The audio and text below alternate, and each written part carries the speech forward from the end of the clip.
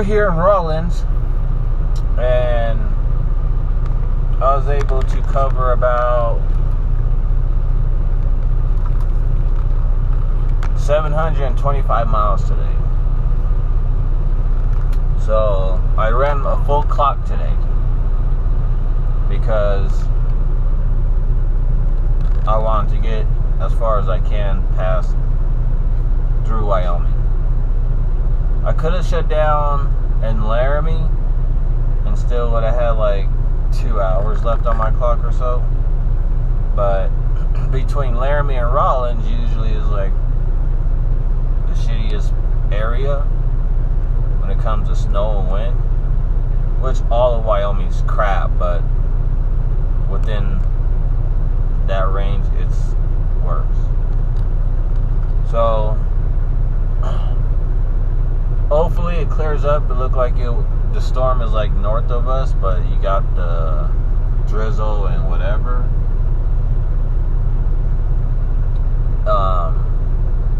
Looks like there's snow coming from the west Idaho area. I'm hoping it doesn't go south and hit through Wyoming. But if it does, it all depends on how much. I'm not seeing any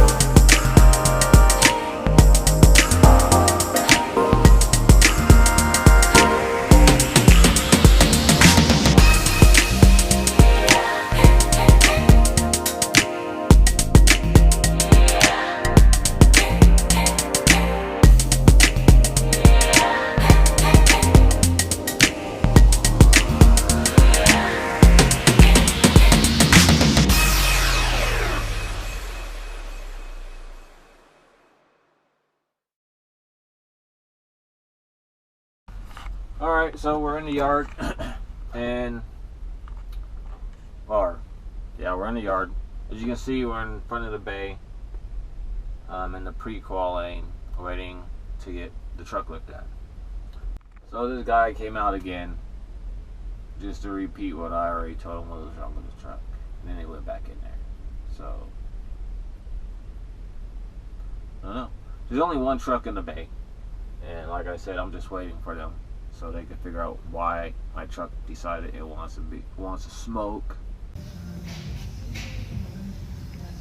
Well, there's a clamp back there. As you can see, hopefully you can see it. There's a clamp. It has oil built up on it.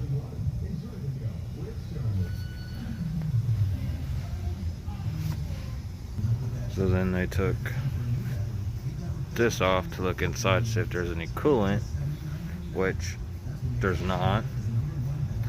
Oh, on top of that, that seal that they fixed when I first got it down there to the fuel pump and everything else is leaking again. So, but so far he doesn't know why it's doing what it's doing.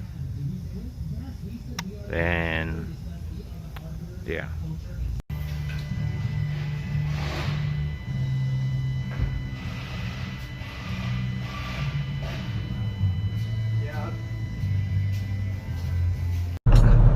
Alright, so we're in the yard still. Got my truck looked at, and I told them what was going on. So they ended up having the Cummins guy come over and take a look, and he has no clue why it's doing what it's doing. But like I showed you earlier, there's oil buildup on one of the clamps.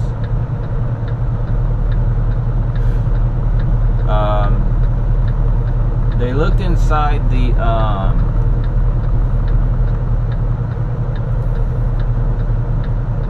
what is it?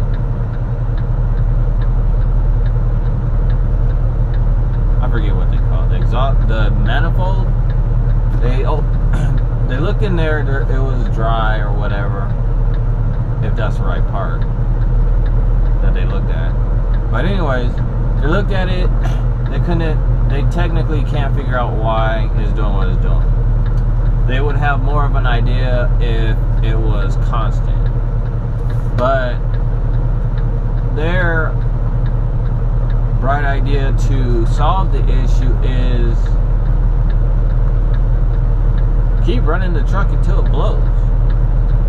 This is the only truck out of the 7 to 8 years I've been driving that does that. And this truck just recently started doing that. So it's like